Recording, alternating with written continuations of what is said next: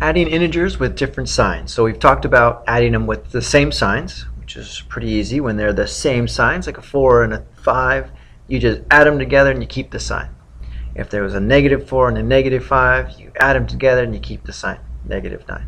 We're going to talk about what happens when they're different signs.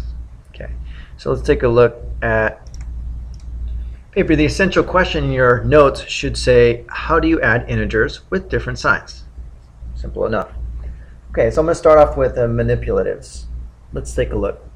If I had 4 positives and 3 negatives, the question is, if I have 4 positives and 3 negatives, what would be my answer if I were to combine those? So what we can do here is we can use this concept of 0 pairs. It means that when you have 1 positive, 1 negative, you can add it together to get 0. And so let's see how many of those pairs I can make. Well, I make 3 pairs. 1, 2, and 3 would all 0 out, leaving me with 1 left over.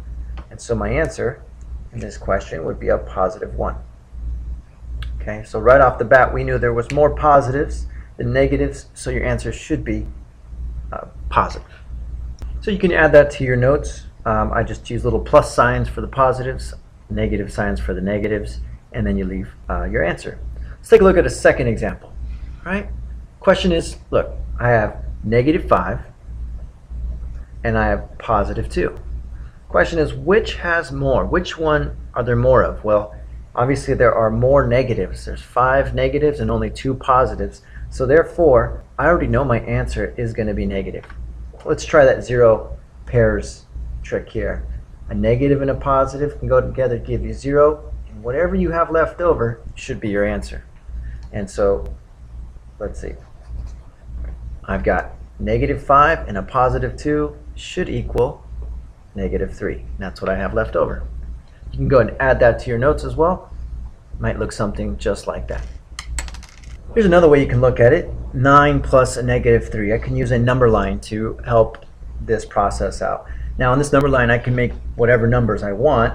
Let's say I put 9 here and I'll just fill in the rest. Now the question is, where should I start on my number line? Well, I start at 9, so I'm going to start here at 9. And the question is, plus a -3. Which direction do negatives go? Well, negatives are always to the left, positives to the right. So from here, I go 3 spots. 1, 2, 3, and I end here. So -3. What would be my final answer? Well, I'm right here. My answer should be 6. Okay. So positives go in one direction, and negatives go in the other direction. Okay? Not the same one direction of what you're thinking about, okay? All right, anyway, moving on. Let's try another one. All right, so 1 plus a -3. Let's just say 1 is right here. And I'm going to just fill this in. I start at 1. Here we go. Which direction do I go? Well, -3 tells me go to the left. 1, 2, and 3. And so that should leave me with my answer, which is -2. Okay, let's try one last one here. -15 plus 4. Let's put the -15 here in the middle. -14, -13, -12, -11, so on and so forth. And increase these this way. All right, so I'm going to start at -15. That's where it starts at. +4. Positive tells me to go to the right. I go 1, 2, 3, and 4. So my final answer should be -11. Still having trouble? Well, let me try to explain it one other way here. Let's take a look at -5, +6. So I have negatives and I have positives. I have 5 negatives and I have 6 positives. Which one is the larger one?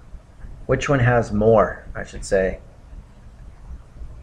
Well, the answer to that, there's more 6s. There's more 6s. There's more of the positives, I should say. More of the positives than the negatives, so I know my answer is going to be positive. Okay, what would it be? Well, I can kind of partner them up. Let's use that other process. I had 5 negatives and 6 positives.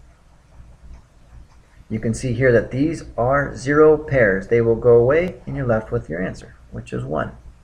All right, let's take a look at another one. Okay, so we can do this without this part. Which is larger? Which have more? The positives or the negatives? Well, your answer would be negatives. There's more negatives. So let's see, I have 2 positives and 5 negatives. 0 pairs, that's what I'm left over with. So my answer is -3. Last one here, which one do I have more? It's pretty much the same. Well, let's see. 1, 2, 3, 4, 5, 6, and 6 positives. Sure enough, they all zero out, leaving you with the answer of 0. My question to you is there a way that you can do this faster, more efficient, just by looking at the numbers? Is there a way that you can think of, that you can add to your notes and maybe discuss in class, a faster way to come up with these answers?